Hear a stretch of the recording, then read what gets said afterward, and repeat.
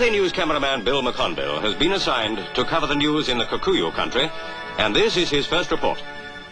I boarded a BOAC Hermes aircraft at London Airport only a few days ago to fly to Nairobi. I don't mind admitting I had pretty mixed feelings.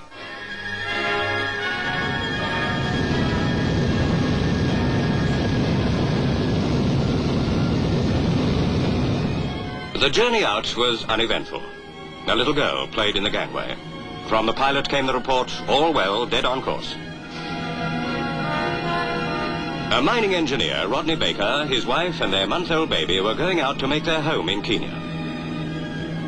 Then suddenly we got our first glimpse of the wild, mountainous land of the Kikuyu. Major Fullager and his family took it all calmly. So did young George Good, who'd been on leave in England.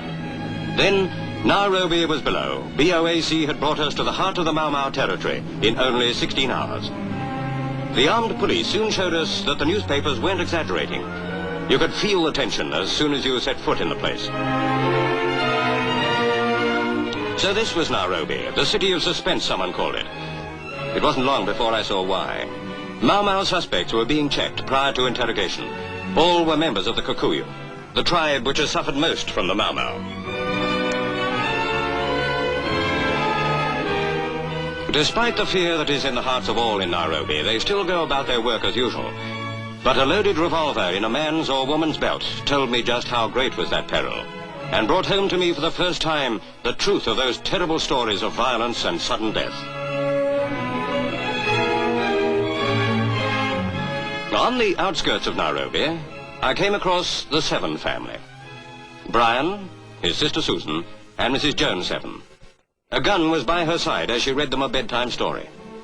The next day at Karibanji, I filmed a large-scale roundup of men suspected of being involved in murdering 150 people in what they now call the Lari Massacre.